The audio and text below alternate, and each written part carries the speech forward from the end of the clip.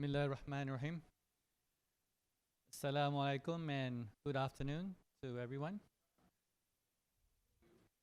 First of all, I just want to do a quick introduction. My name is Azlan, and the beautiful ladies here are Jolene and Fiona. We actually founded GreenSteps in 2018. We started in 2015. 2018, we got a grant from CIMB and we decided to formally organize ourselves a bit better. And one of the things that maybe people are not aware of is that I'm 57 years old. Saeed, we're the same age. And I realized that I needed to have millennials to help. You know, at that time when I met all the millennials, they were in their 20s, mid-20s. So their knowledge, they had this, you know, like Greta Thunberg, right? They had this feeling like, I need to do something, but may not necessarily have the skills. So both these ladies, I've known them since 2014, 2015, right? 8 years. Longer than some of their boyfriends. So, just kidding. So, what is GreenSteps? We try to, in fact, I think we are to some extent. We are a one-stop center where you can come to us and we can help you to decarbonize. And we'll tell you a little bit more about how we go about doing it. So our goal is to focus on your carbon footprint. We're all about your carbon footprint because the carbon footprint is an indicator of your health. It's like your temperature. So if your carbon footprint is high, that means you have a fever. But we start to lower it, then you become more resilient, you become healthier. So we are all about getting carbon emissions reduction down. And we were, well, serendipity, is that the right word? Serendipity? Maybe I said it wrong. Did I say it right? Serendipity, is it? Serendipity. Yeah, serendipity. So we somehow, DBKL discovered us. They invited us to DBKL's KL City Hall. And we went through this process. They spoke to like 20 people and then decided to appoint us as the leader for Smart Community Segambut Committee, Local Agenda 21. So this is a shirt they gave me. This is the only thing they've given me. They've not given me any money, right? So they've given me this very colorful shirt. And so because of the name Smart Community Segambut, it infers that we have digital capacity to go about dealing with local agenda issues like waste management, urban challenges, things of that nature. Hi Kala, how are you? Good. I feel like this is not even a talk. It's like I know people and I'm saying hello to them. So by the way, guys, this is Saeed. He's my friend from University of Michigan. He's here for a conference. I've known him since 1984. Yeah. So yeah, we were roommates and all that. Interesting, the kind of work you do is Islamic. You advise Obama and Trump, right? Not Trump, Obama. Yeah. Administration on Islamic challenges in Western countries. What? I know it is. I'm freezing. But it's okay. All right. So first of all,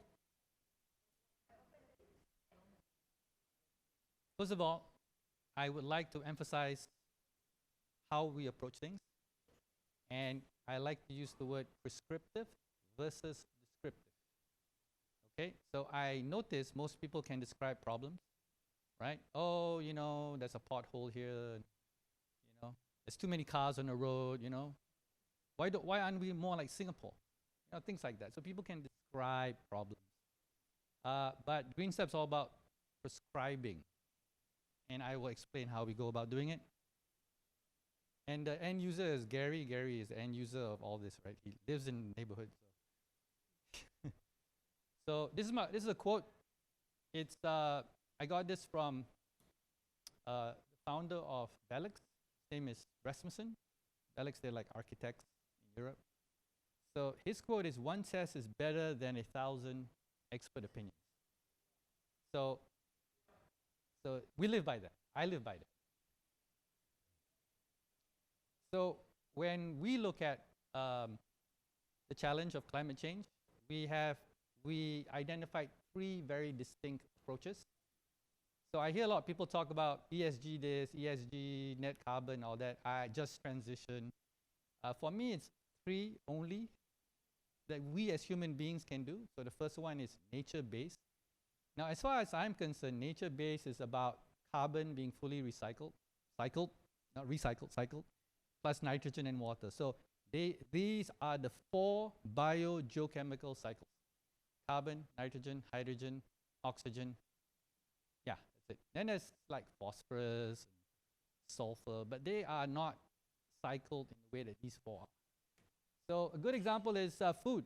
So today, most of the food in Kuala Lumpur gets sent to a landfill, maybe the Berjaya Enviro guys. I don't know what they do with it. And it ends up becoming methane.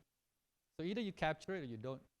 But I think most of it is not captured. So methane, as many of you know, is an extremely powerful greenhouse gas. Some people say 21 times, 25 times. I don't know. I've seen so many reports, but it's very powerful. The second one is what we call tech-based. So any technology today, I kid you not, emit carbon, right? Everything. So yeah, I guess it's a challenge if you're like Shell or Petronas. That's all you do. But as far as we're concerned, if we evolve technology, and we are involved in EV conversion, which I can tell you a little bit about. So the way we go about doing it is we take an ICE car, we baseline the carbon emissions, and if you just buy a Tesla, you reduce it by, you know, instead of buying BMW, buy Tesla. So you reduce your carbon footprint by a little bit. But if you conversions, which is where we are involved, then you can reuse a lot of the parts. So this is an ecosystem that we are developing. The third one is Anushay, you're here, right? Anushay just joined us a couple of weeks ago. She's doing a master's in public health. So we are actually doing a string of informative documents where my sister, Dr. Naziati Yaacob, is helping, where we are going to talk about the co-benefits of like walking and cycling instead of taking cars. So we've not encountered that much documentation in this area. So we hope that when people know that their health gets better, the environment gets better, then maybe it could be the catalyst for, you know, pavements, you know, walking, micro-mobility, and so forth. Now, I'm a Muslim, right? And if you're a Muslim and you want to find purpose in climate change, why am I spending my time doing this? These are two good books. The late Ibrahim Abdul Matin wrote this book on Green Deen, which I think is a very easy book to read. Another book is Dr. Fazlun Khalid.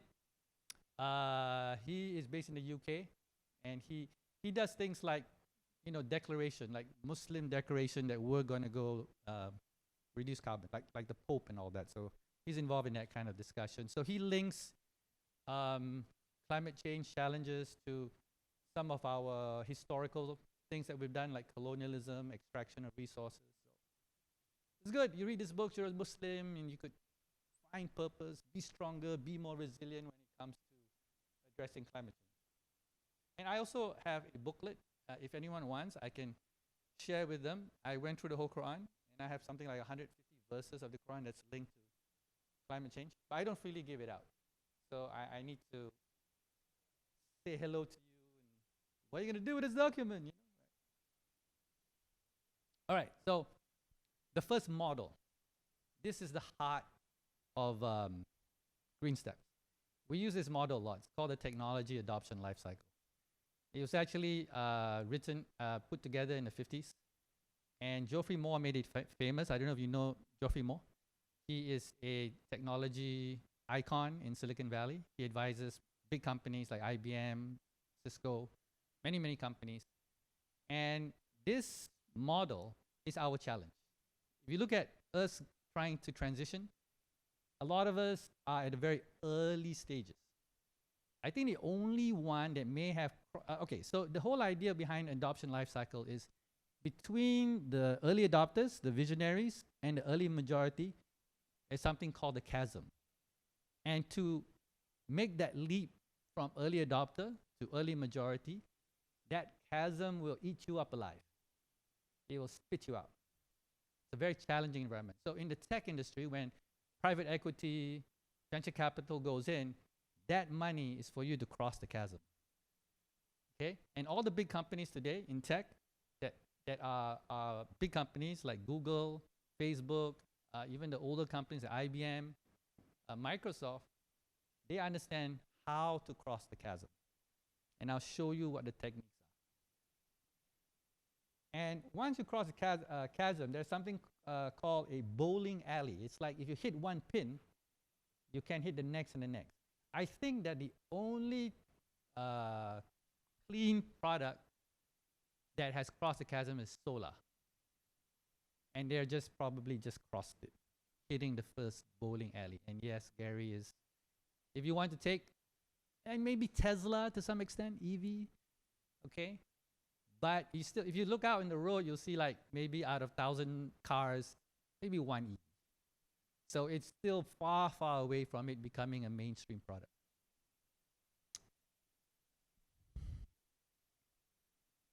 Okay, so there's a checklist.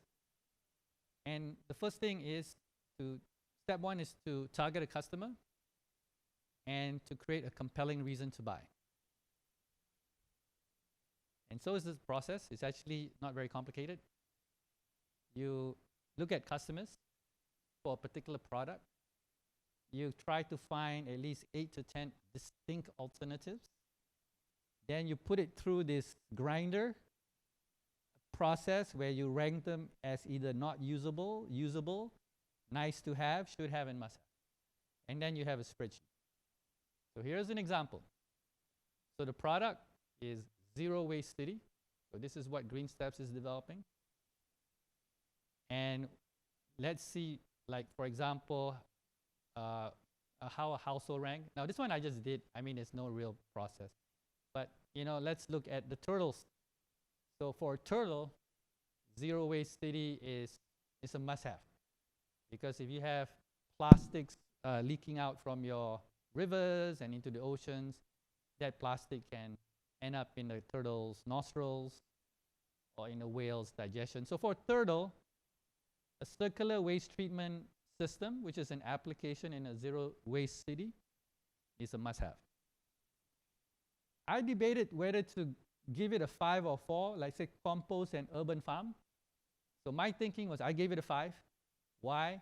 Because compost and urban farming absorbs carbon dioxide.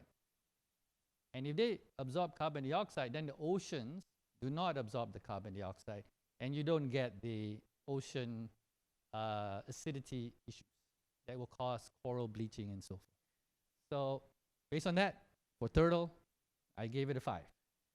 In terms of rewards, not usable for a turtle, okay? So sometimes you have this trash for cash schemes. We have a scheme where we will also give rewards. And for a turtle, rewards are not usable. Carbon credits, I gave it a 1. I could have given it 2. Doesn't mean anything to turtles. And international awards, maybe for, if you're like a mayor of a city, that could be a 5, but for a turtle, it's probably a 1. So let's take something a little bit more to us. Okay, local government. I decided to give 5 to local government because if you speak to local government about waste, they're really struggling. Landfill problem. I know of one state that have all their waste and they don't want to process it. So they want to give it to another state, and another state said, I don't want it. Same thing like all this waste in Australia, New Zealand, Michigan, they all ship to China, So I would rank it number 5, although we cannot see it. So maybe as households for us, yeah, circular waste treatment is kind of 3. So this is a tool, and I think I would suggest more and more people use this type of tool to go and find must-haves when it comes to dealing with climate change. The step 2 is when you want to cross the chasm, there are 4 different products, or you have a product, but it's like, it means something to different people. I wish I could talk more about this. I actually have a whole workshop on this, but because of the interest of this workshop, just touch it briefly. It's a good example of a simplified whole product model. It's aerobic bioreactor. Oh, BK is not here, so it could be an anaerobic bioreactor. It doesn't matter. But let me ask you a question. How many of you how do you buy an aerobic bioreactor? Let's say I come to you. I'm going to sell you an aerobic bioreactor. How do you buy it? How does it even look like? So obviously the generic product you can't buy. It's like the microchip in your phone. You don't buy the microchip. You buy the phone, right? It must have a screen, must have security features and so forth. And the expected product is what you actually buy. So in this case, this is an example from an industrial aerobic bioreactor that we used to sell. And you need to have all these things. You need to have the piping, the ducting, the valves. You need machines to shred it. You need civil works and construction, biofertilizer packaging, training. You need a biolab because you need to have microbes involved in the process. We even had a SCADA system. So this is what you buy. Okay? So you do, you get your quote and all this are in there. This is 1 million, this is 2 million, this is 500,000, and voila, it's a 15 million ringgit. Yeah, I recommend 3 other books. We use these books. In fact, I have courses based on these books. The first one is High Tech Startup. It's the best book I know if you want to look at funding, okay, whether it's venture cap, private equity, debt, and valuation, equity, let's say I sell my company. This is the best book. What happens if you do Series A funding and then the VC says, oh, I want a board seat, I want voting rights, what happens? What's the implication when you build your company? The other day I was a bit, I think it was ADB, they had a webinar on plastics.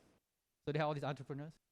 And this one entrepreneur said that, oh, I don't know my valuation and equity, but they gave me money. And I'm like, oh my God, what was on that term sheet? So, so when you're trying to do things, it's good to know a bit about all these things. So if you sign documents, and it's very important because let's say like Fiona and Jolene are founders of the company. So if I decide to raise money, what's the impact to them? What's the impact to me? So these are the things that people should be aware of.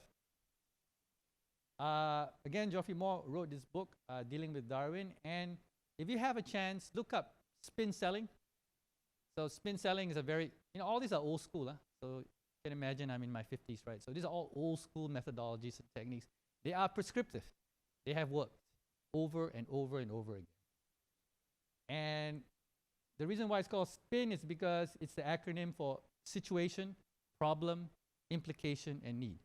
So every time you're in a discussion, and for all of us involved in trying to make that change in climate change and trying to sell our ideas, you will discover if you know the methodology, you'll discover very quickly whether that target client is in a situation. So you're just kind of like talking about an issue, whether there's a real problem. So I think with ESG, I think a lot of these corporates are starting to realize that there's a problem. What is the implication? So some of them now realize that if they don't do something, then there could be a brand challenge. Shell might lose some of the brand equities, And what is the need? Now, if you're a corporate, Geoffrey Moore actually spells out 14 ways for you to innovate. So in the early stage, a lot of it's a very disruptive way of having innovations disrupt you. At the top is more the marketing and how you could approach it. At the bottom, value engineering, integration process, which is where I'm a little bit more clever in than the rest. This is something that you can do. I think a lot of companies are looking at the supply chains, right? Yeah, so that could be where process innovation, value engineering, integration, so you can reduce your carbon emissions. And finally, you might want to acquire a company and then renew yourself. So this is the 14. I highly recommend to try to read the book and try to understand better what applies to you. And the recommendation for big companies is don't try to do all 14. Focus on one, maximum two, because it's hard just to get everyone in your organization to just do one thing, right? I want to show you this. We've been doing our zero waste since September 2021. So we got some data. And I don't know if you realize this, but Kuala Lumpur City Hall spends about 260 million ringgit a year on just getting someone to collect the waste, clean the streets, and so forth. So I wanted to show this because I said you don't have to spend 260 million ringgit a year. So the 260 million could just go back to us, and we could have better streets, better parks, and better amenities. Anyone here from local government? Okay. It's okay. I wear a local government shirt. I show them stuff like this, and like, yeah, Azlan, we know. But how do we go about doing it? Like, yeah, you just follow GreenSteps. Like, oh, okay. I think this is my last slide, right? I'm gonna hand it over to. So that is in a nutshell the way we think, the way we design. And I'll talk a little bit about how we're gonna do low carbon mobility. But right now, I'm gonna hand over the mic to Jolene. Questions? Yes.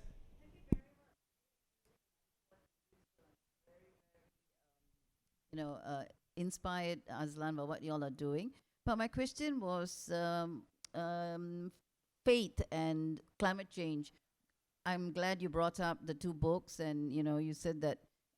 So how can we use Islamic faith to bring about awareness in Malaysia?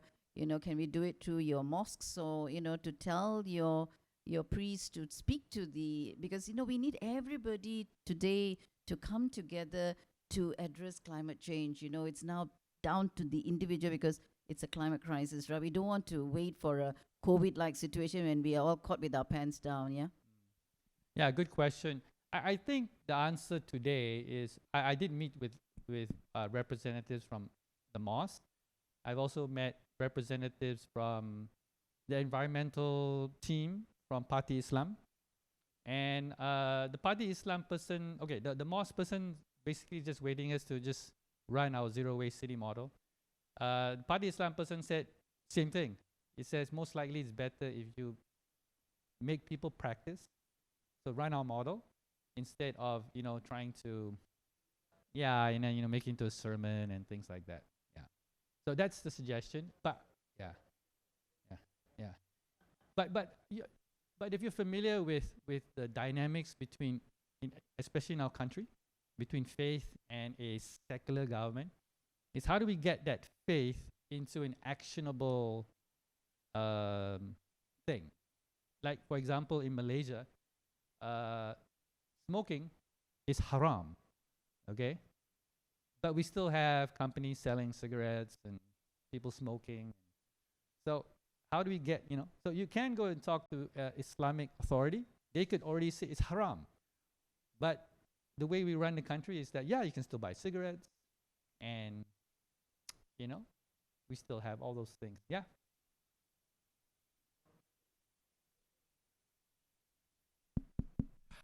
First of all, thank you for that, Oz.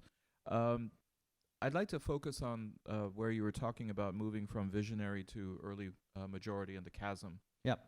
And you mentioned solar energy being probably the closest to something optimal. It seems as though it depends really on the society, because if you were to go to Iceland, geothermal is probably the most efficient. But underlying that, though, is that there's a culture in Iceland that supports the effort for geothermal. So I was wondering if you could comment then on how much the chasm is contingent on changing the culture of a people or a society or even a neighborhood in order to get to that bowling alley that you're talking about. Thank you. Okay, so from a chasm perspective, it's not referenceable, and the reason why is geothermal. It's only you can only inexpensively use its power in some parts of the world. So You know, maybe it's Iceland, maybe it's few countries that are near volcanic activity, and it's not referenceable because most of the world, unless they find a very inexpensive way of getting geothermal, will not be able to use geothermal.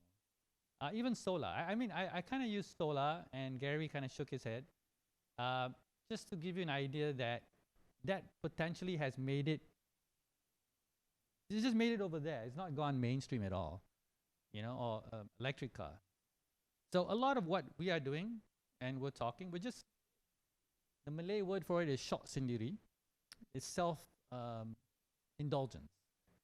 And, you know, we just talk amongst ourselves, and we're just in that group. I'm in a permaculture group in Malaysia.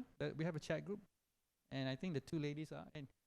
And people are just, the way the group is that if you're familiar with permaculture, it's a way of designing food production systems using natural resources. And most of the time, people are just challenging each other, like, oh, I can do it better than you. You can do it better than me. So that's the problem that we have. We cannot somehow have the humility to basically say, you know, we need to cross the chasm. I hope to bring permaculture. I have a meeting next week, Jabatan Landscape Negara, through the LA21 process. And I'm basically asking the question, can you help release some of the common land so we can do permaculture? And if they say yes, then I think I'm building that bridge.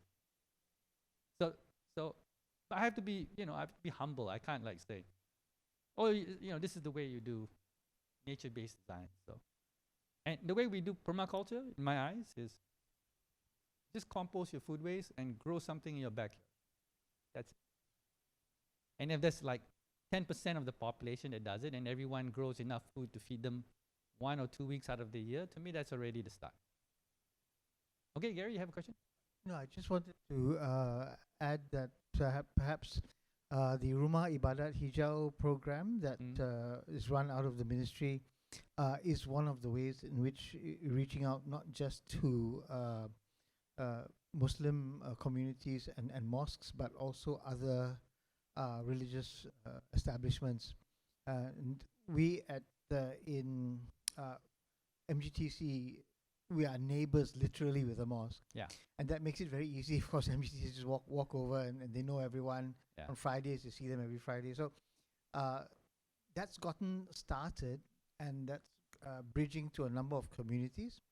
And through that, also the same program, we are starting to reach out to other religious organizations as well. So Catholic Church is doing something. A number of different Catholic churches have programs. One a particular church actually has an entire rooftop solar. They've got gardens. They've got rooftop gardens. So things are moving, and people are learning there as well. So it's a good way to move things. Thanks. Cool. I know SW Corp has something going on as well. They're very aggressive there. And as far as we're concerned, we have the same product. It's our zero waste product. A truck comes by every week, picks up your recyclables, and we help you with your compost. So it's the same thing. So it's just adopting that behavior, and we believe that more and more people do it, then you get something called a tornado effect, where everyone else does it. All right, I'm going to hand it over to Jolene to talk. We're going to have 2 case studies, and we're going to talk a bit about mobility and accessibility. Thank you, Azlan. So I'm Jolene, also part of GreenSteps.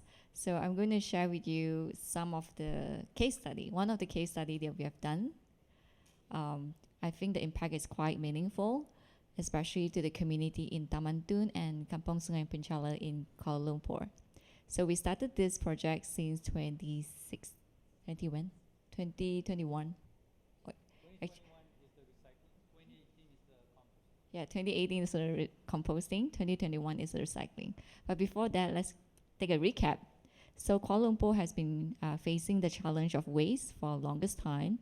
So based on the Kuala Lumpur Climate Action Plan in 2050, we generally release about 700,000 tons of solid waste alone in 2017 to the landfill. And of course, we know about 50% of this waste are actually organic waste. So it releases a lot of carbon dioxide due to the decomposition of food waste.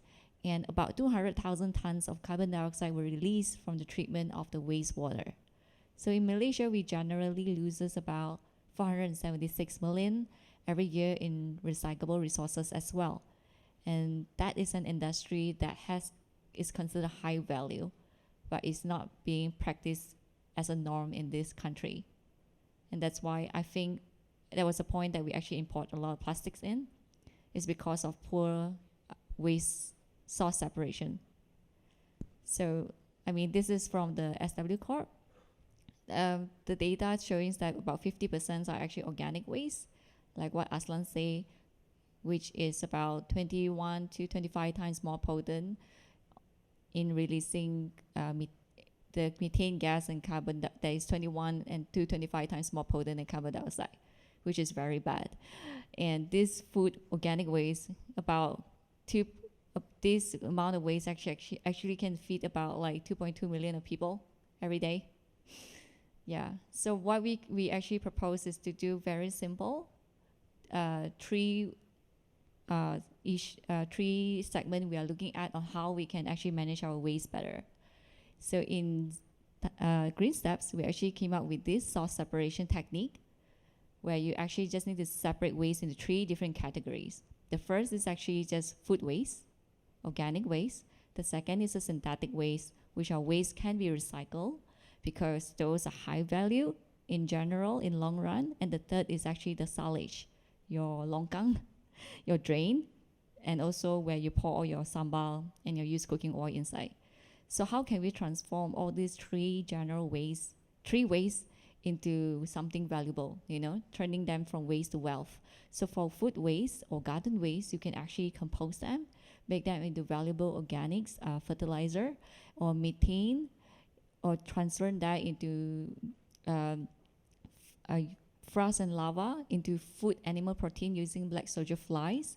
Or you can also use a different technique like biogas to capture the methane gas to transform to energy. And that will help you to reduce your carbon. So the second one is recycling. So currently in KL, Taman Tun, and Kampung Sungai Penchala, we are actually working with SW Corp Alam Flora and also Dialogue ES Eco to do recycling. So if you stay there, landed houses, coming soon for the condos, we'll actually collect weekly recycling materials from you every once a week. Same day, is except only public holiday we will announce to you that we are not able to collect. So we are actually very, very consistent. And also we also work with Precious Plastic, a social enterprise that will help to transform certain plastic materials into new products. So for silage, it's still in process of planning that you can actually use it to turn it into biofuel.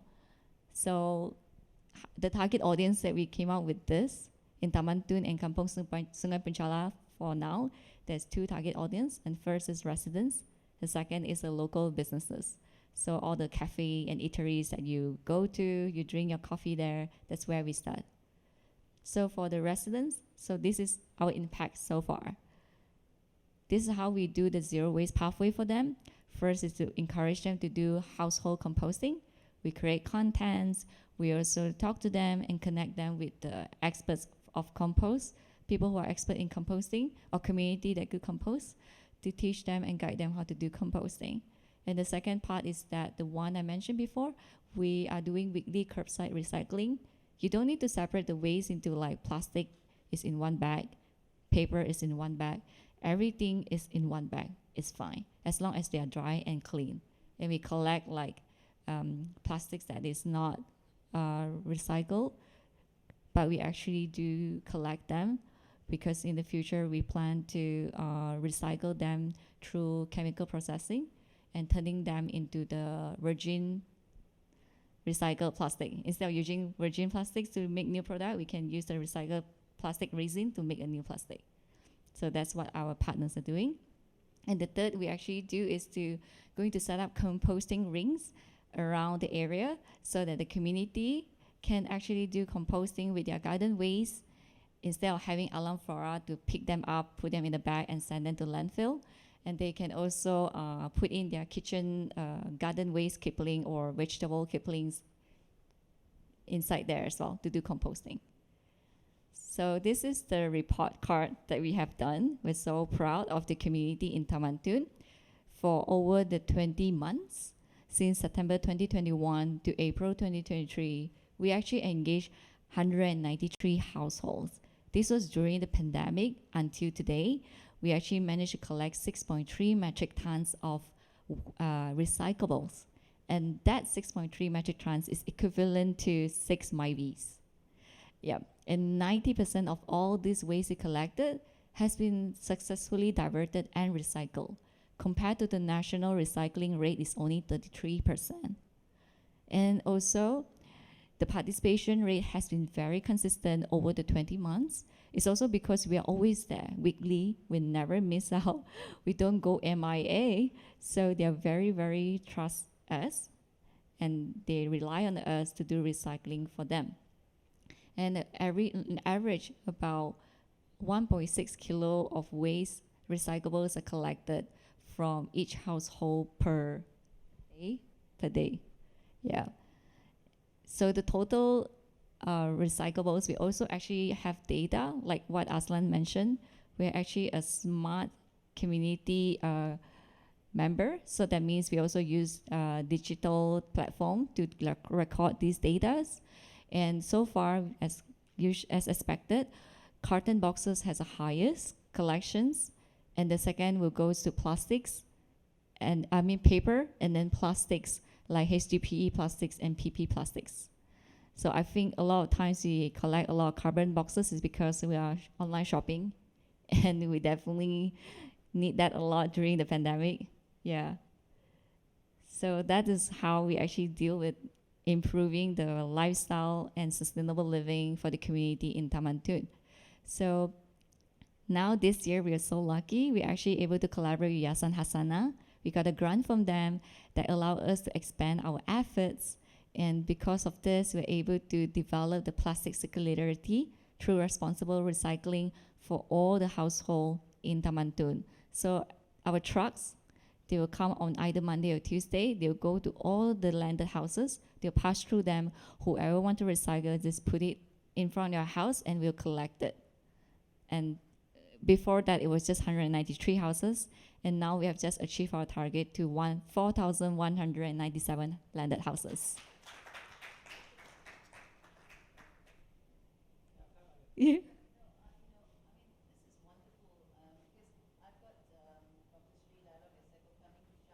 Yeah. My community as well to collect from 123 homes. I initiated it. I got everybody to say yes.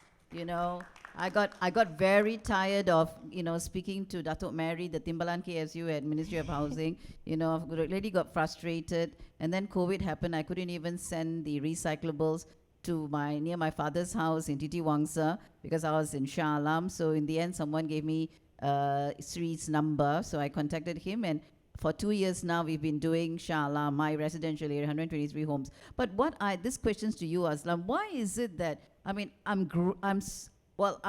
suppose I'm grateful to Sri for doing this. And, for him, it's, of course, money as well. But, local Agenda 21 is not working. Why? Really, our local community should be doing this, not, private enterprises. After all, we are paying, land assessment and all that. So I just don't understand where things are not going right.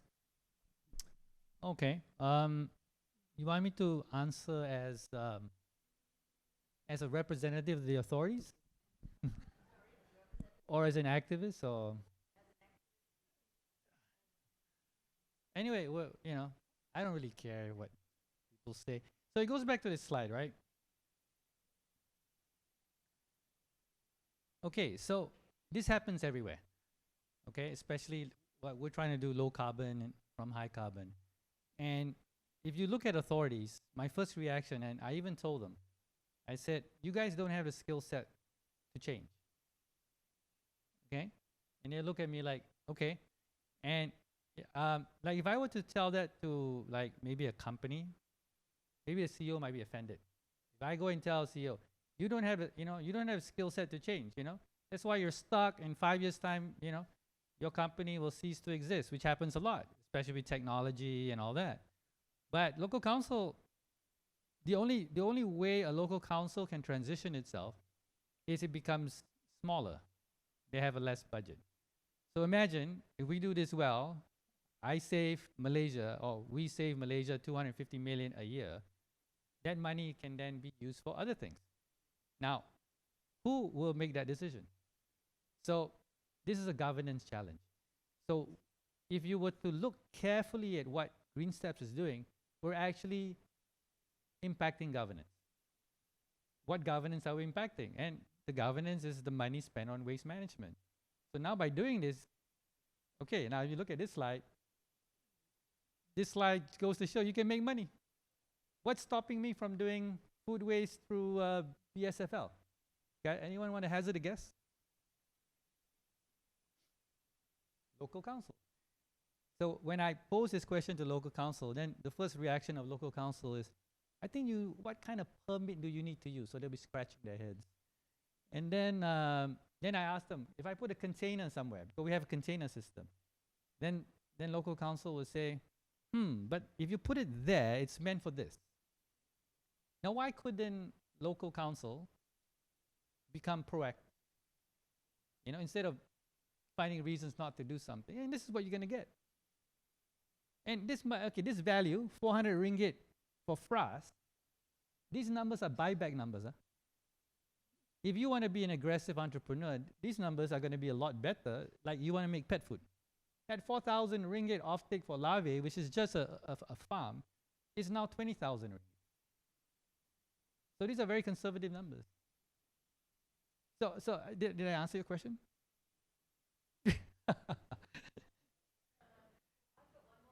Okay.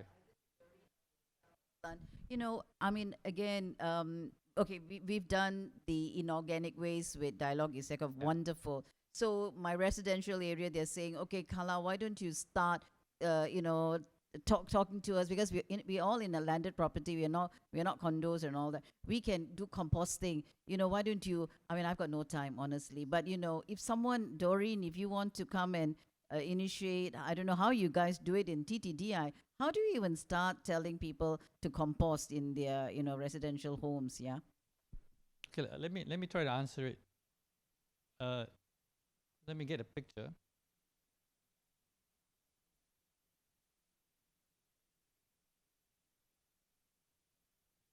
Okay, so we start with merchants and households.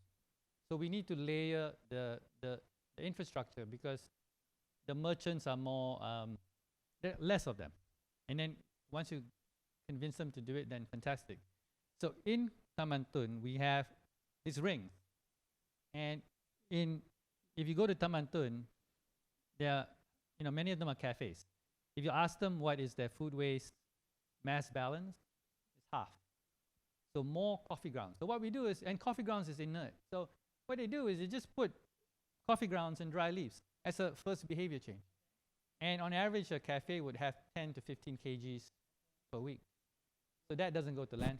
So you've actively gone to them and told them, look, I've got this here. Yeah. Okay, that's great for coffee, waste and all that. But what about, our organic waste from our kitchens that we want to get everybody not to throw it in that one bin that goes into, that horrible one bin that they give you. Why can't we just get them all to, but I want someone to come and, talk to them and say, hey, you can do this, Okay. The same contraption that you see here, we're going to assign someone to be responsible for a compost ring. So we are identified how many people? How many people we've identified? Yeah, for composting, household composting. 30, but how many compost rings? Like 6, right? So, okay, like I will be assigned a compost ring. I'll sign an agreement with myself, GreenSteps, and I'll say that I'll manage it. And so managing it means that there will be an SOP. So you can't put steak in it, half-eaten steak. So what we will suggest is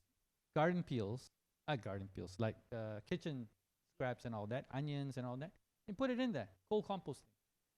So what we're going to do is there will be one person in every area. They'll do one ring, and we'll get like 10, 15 houses as a start. Then we'll see if more and more people are going to be able to just give us their kitchen scraps, vegetable scraps. So you want to do this, inshallah? Yeah, sure, I can come, no problem.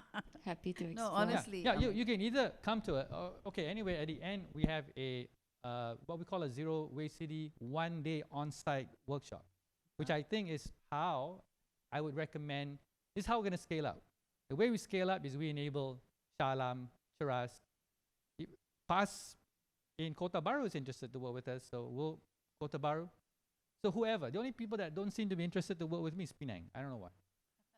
I'm born in Penang, but for some This reason. is political, is it? I don't know, but yeah, Penang's the one that feels like they kind of know everything. So it's like, But they are the ones who are 1.5 degrees, according to Serena Hijaz, you know, and they're hot. So they're doing everything to bring down the temperature. So they should agree to everything, you know. all right, anyway, these two ladies finish, and then in fact, I feel this session is so good. And yeah, we can start, Shah Alam. No worries. Sorry, we'll just take a quick one. So this is how we do for the communities. Basically, to encourage them to do 3 simple stuff: household composting, curbside recycling, and also community composting. And then after that, for the we also actually come up with the flyers. We go to door to send it out, all these flyers to their house, to tell them like when is their schedule for collection, and also what are the ways that how you can separate your waste, and what are the ways that we actually collect. We give them actually the details as well. So for these local merchants, we actually show simple solution for them as well, establishing composting ring. Composting ring for us is just an awareness, it's just a start for them to know that the community is actually slowly going green, and this is one of the first solution. So if this is also very easy to set up, and also easy for people to just do simple stuff around it. Then this, it's just like Baskin Robbins. I'm sure you all heard about this Baskin Robbins brand, the ice cream. They set up a lot of stores in the shopping malls. They are not actually making money in the shopping mall for selling the ice cream. They make most of their money is actually through like grocery store, like Lotus, Jaya Grocer, because they want people to buy the ice cream home. So it's the same thing of how we are doing it, but we are setting up composting ring. And then after that, we are actually also encouraging them to do composting through local urban farms as well. We connect them to local urban farms. They can actually transport all their food waste to local farms. At the same time, they can also use different kind of composting machine to actually recycle their food waste. For recycling, it's also the same thing. We're actually having Dialog Yes Eco to collect from them once a week. And then the third one, which is this one, the silage, we are still in planning, because currently now in Malaysia, there's a silage issue that a lot of us are not aware. So there's basically there's 2 different pipes. Unfortunately, a lot of pipes are not being connected well, and they are not connected to the foul sewer treatment drain, that's the pipe that is supposed to lead to the treatment. But a lot are actually being sent off to the surface drain, which is not supposed to be. So that is also another issue that we are looking at right now. And also, like a lot of cafes, you're supposed to install grease trap. Some of them, they did install the grease trap, but they are not actually connected to the sewage treatment pipe. Instead, it was connected to the normal surface drain. So that leads to a lot of pollutions on the river, down to Klang River. Those who are from Klang, so you can see how dirty your Klang River used to be. But now I think it's slightly better. This is a solution that we are still in process. Coming soon is by Biru Mas, will be set up in the Kebun Kota, that aims to upcycle and treat the bioeffluent from the local sewage treatment plants, and then cleaning and polish them, and then send them to the urban farming techniques to produce a safe food and upgrade quality water for cleaner discharge into our rivers. So this is something that we're working on in Kuantan. Yep. And then, as I mentioned, data is very important to design a zero waste city. So currently we actually have 2 apps. The first one is actually the GreenSteps app. We are still revamping. It is an app for you to use it to track and measure your food waste data and all the other green activities. And the second one is actually the recycling. So this app is very detailed in the type of recyclables or brands that you want to scan and recycle. Or you can actually just put all the recyclables into one bag and just recycle them. And it allows, both apps allow you to earn points, track your carbon reductions, and you can also use these points to redeem from the local businesses and cafes and eateries. So it's like a circular economy that we want to promote. This is the web chart, organization chart of the LA21, which is like a lot of people are participating from the government, NGOs, and also enterprise and the community as well. That we were lucky to be part of it since the early of this year and last year. So here I'm going to pass to Fiona. She's going to talk about how GreenSteps also reach out to corporate to do the ESG adoption. Hello, everyone. Good evening. I hope you're all having a good time so far. So I'll be taking you through the case study for corporate ESG adoption. So we entered into a dual initiative partnership with Panasonic this year to take the community, the Taman Tun Dr. Ismail community, on their transition to a zero-waste township, and also to do a corporate initiative with Panasonic on an internal level on their journey to zero waste. So I'll speak to you a little bit about the community engagement first. We had 3 key initiatives that we introduced to support the transition of the community to a low-carbon, zero-waste township. And a key metric was for us to be able to measure the impact of the community, to enhance ESG reporting, streamline waste management practices, and also guide policy recommendations. So for our first key initiative, we had an event where we invited the media and the community to come together, and we introduced the idea of source separation to them. And we also introduced all the different waste treatment pathways to the community. We then took them on a tour of the zero waste zone around Lorong Datuk Sulaiman 1 and 7. If some of you are familiar with Taman Tun, please come and visit that area. That's our dedicated zero waste zone. And what we did was we demonstrated to the community how when they compost their food waste, we will reward and connect them to businesses that are also taking their green steps to compost their used coffee grounds and tea leaves in the compost rings you saw earlier. And this is how the circular economy model works for this community. Next, our second key initiative was to target 300 households to practice source separation. And in 5 months, with the help of our partners from Dialogue ES Eco, DBKL's LA21, SW Corp, the Residents Association, and so forth, we hit our target and exceeded it by over 200%, and to 638 houses. So for our third initiative, we designed a 3-month food waste to wealth contest, and this was to reward consistent behavior change among the community. So the community members practiced our separation, and then they composted their food waste, and we collected the data from the 3 months of the contest, and the winners were rewarded with up to 15,000 ringgit in prizes. So this is the impact of the food waste to wealth contest. This is our TTDI report card. So 12 residents from 14 different households and 1 kindergarten, which has about 40 children.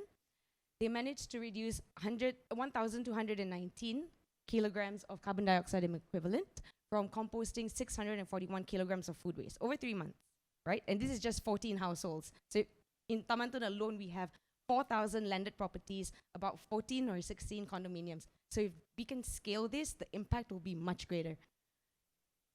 The amount of organic waste that was composted was 816. So this includes the 641 kilograms of food waste that was composted and 175 kilograms of garden waste. And this garden waste was not just garden waste from their own compounds. This was also garden waste that they picked up from the side of the road after Alam Flora does the sweeping, and then they put it in the bags and leave it by the side of the road. So they picked up those, and they also used that in their compost piles in their home gardens.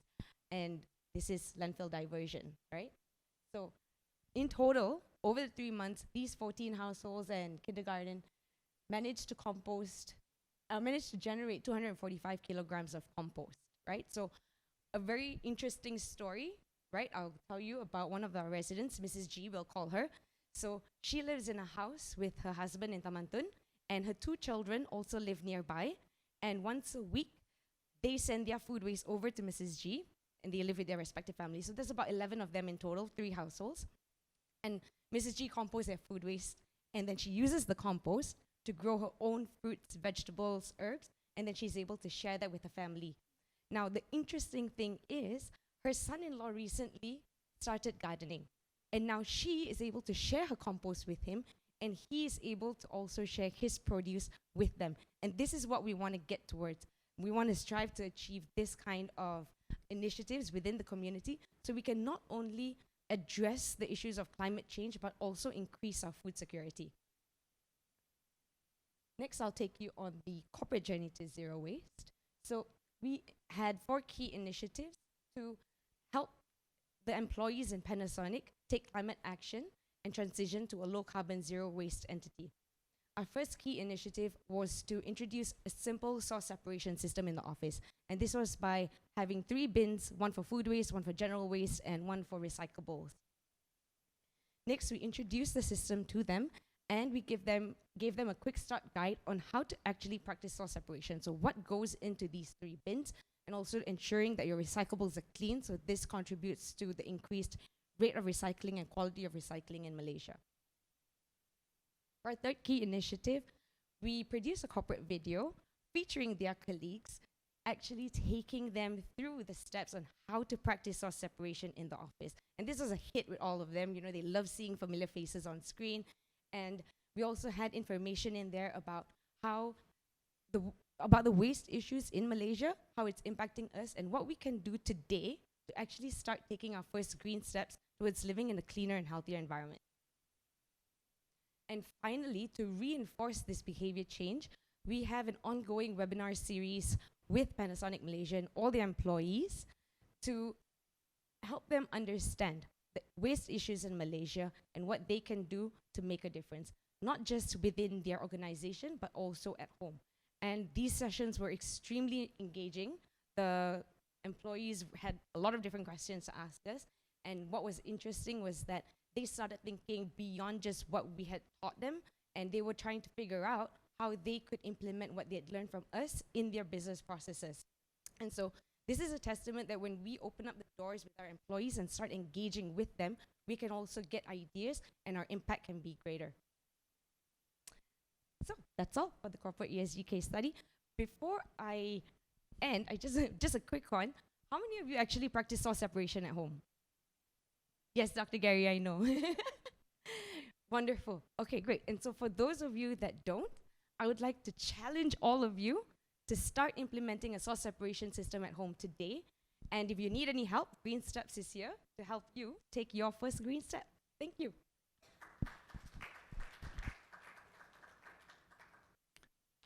Okay, it's 5 o'clock, so I'm gonna rush through the next set of slides. So this is gonna be our next green step, which is low carbon mobility and accessibility. And in the picture is my sister. So my sister is Dr. Naziati Yaacob. She just retired from University of Malaya, and she's now part of GreenSteps. And we're gonna start building a practice. We believe that low carbon mobility starts at home, okay? And once you step out of your home, you go into the common areas, the street and transits, all that connection needs to be developed.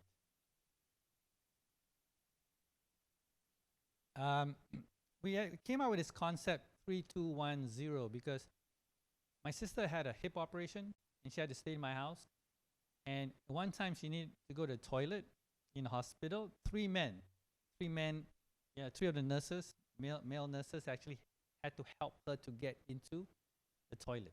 So when I observed, I realized that if you have a disability, you know, 3 persons, you might require 3 persons to assist you.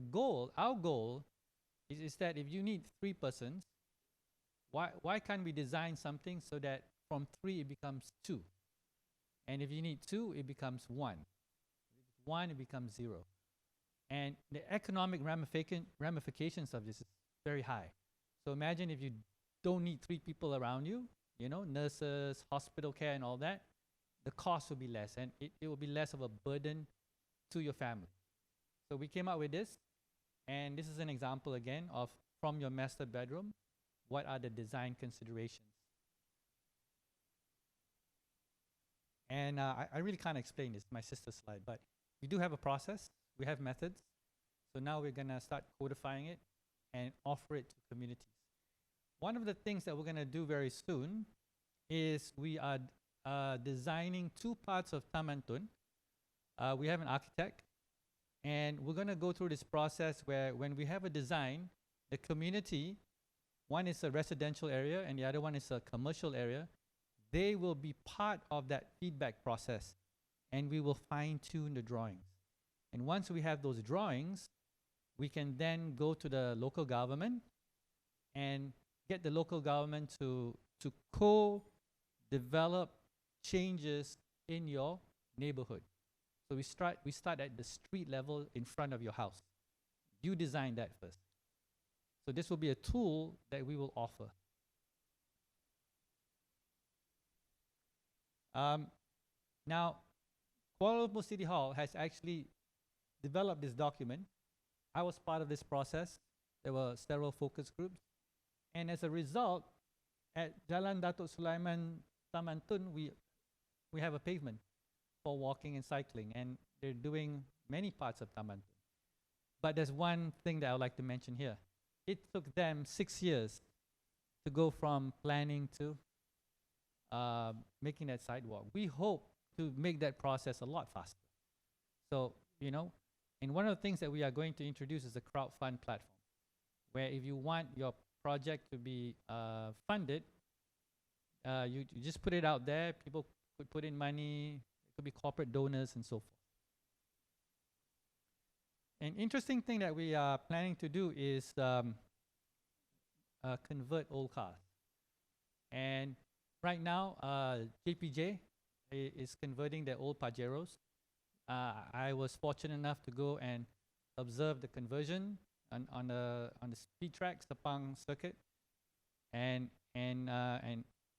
they're going through the process. Like, I know in America there's a lot of EV conversion, but Malaysia is a bit like you have to go through the government a lot before they allow for these things.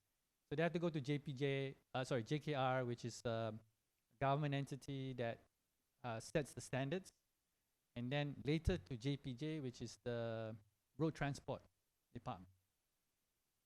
Now, we want to do conversions because one is to build up our knowledge base. So Malaysia, instead of us buying EV, buying batteries, we want to develop skills. Yep. And we plan to, again, back to the homes. So we want to connect vehicles to the houses using technology. All right. Now remember the whole product model earlier? Step 1, step 2. This is how the whole product starts to look like. So the conversion of cars, you need to start looking at things like infrastructure, business case, government and industry, partners, and most importantly, you need to create value. So the bottom is an example of all the things that you can create from the conversion of EV. Okay, 2 more slides. We offer, and this is our sales pitch. GreenSteps has a sales pitch. So we offer waste to health seminars. So we can go to Shah Alam and speak to people in Shah Alam there. We can help you design your city, or more like we can give you the tools for you to design your city. So I remember Anusha was telling me that she can see a shopping mall in Shah Alam, but it's what, 5-minute walk? But there's no pavement to walk to that shopping mall. So we will give you tools, and if you are corporate, if you want to start looking at you know, how to change your organization, how to go to net zero, how to change your supply chain, all that. Right now, I'm the only one there, but I hope that any of you who are professionals that can join us as affiliates and associates for us to tackle these issues. So this is the last slide. This is our product, if you want to call it as such, where you bring your laptop, you come to Lorong Datuk Sulaiman 1 and 7, sit in the cafe. We'll show you the whole waste stream of the commercial area there and how we treat it. Coffee grounds, food waste, discharge coming soon. And then we'll also take a visit to the river, Sungai Kayu Ara River upstream, and we'll show you a very, very simple contraption that prevents plastics from going into the drains. Okay, it's just a wire mesh, the fence. You just put it there, and instead of it going into the drains and into the river, into the ocean, cleaners can pick it up. Now, Syed, you're not from Malaysia, but most of you who are, you're familiar that in Malaysia, most of the urban development is either organized or disorganized. So upstream, when I mentioned about this area, it is disorganized. The recycle trucks do not go to each house because the roads are very narrow. It's in a village environment, but it is an urban environment. There's a tong sampah, a bin for like 20 houses.